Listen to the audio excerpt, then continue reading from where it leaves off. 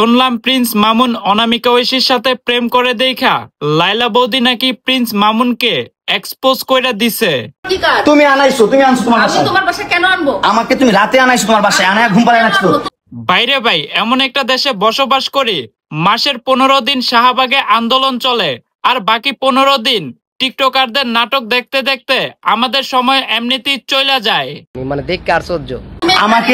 আমাকে ঘুম পাড়ায় আমার মোবাইল থেকে সব ধরনের ভিডিও পিকচার সবকিছু নিয়ে গেছো। আমি তো কিছুই বুঝতাম পারতেছি না। আপনারা হয়তো বা কিছুই বুঝতে পারেন নাই। গাইস চলেন আজকে আমি এই বিষয়টা এক্সপোজ করব। বিষয়টা হইছে মা তার ছেলেকে খাবার খাওয়ায়া ঘুম পাড়ায়া ছেলের মোবাইলটা নিয়ে ছেলে কার সাথে ডেটিং করে ওই ডেটিং এর ফটো নিয়ে অনলাইনে আপলোড করে দিছে।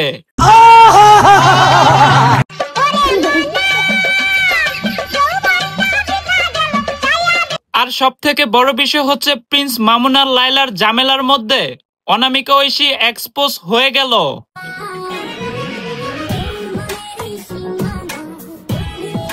বাইরে ভাই, একটা মেয়ে কি পরিমানে ক্রিঞ্জ হইলে 2 দিন পর পর তার হাজবেন্ড চেঞ্জ করে।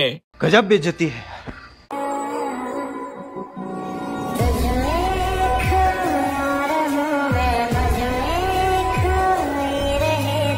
এই অনামিকা ঐশী গত বছর আলবির সাথে বোরকা হিজাব পরে টিকটক ভিডিও বানাইছিল। তখন সবাই বলছিল এই মেয়েটা হয়তোবা পরিবর্তন হয়ে গেছে, আর এখন দেখতেছি প্রিন্স মামুনের সাথে সে ডেটিং করে।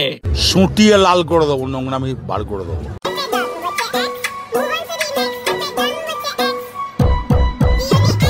আর এইসব দেখা লাইলা বৌদি সহ্য না করতে পাইরা মামুনের ভিডিওগুলা এক্সপোজ কইরা দিছে।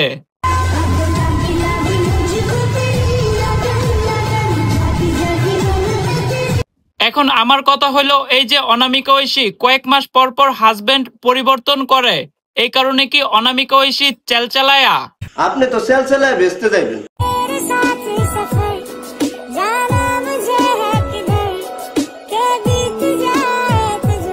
এখন আপনারা অনেকেই বলতে পারেন সুজন ভাই এগুলা কি আসলে নাটক? হ্যাঁ ভাই, এগুলো আসলে তারা ধারাবাহিক নাটক। কয়েক মাস পর পর তাদের ফেসবুক পেজ যখন রিচ ডাউন হয়ে যায় তখন তারা এই নাটকগুলা আপলোড করে। নিঃসন্দেহে তুই ঠিক কথা বলেছিস।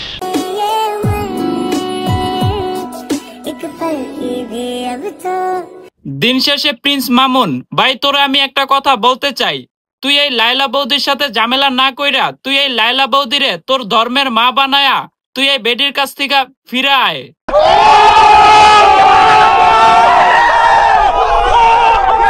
যাই হোক গাইস, ভিডিওটা বিনোদনের জন্য বানানো হয়েছে, কেউ সিরিয়াসলি নিবেন না, অযথা বাজে কমেন্ট করবেন না। আল্লাহ হাফেজ।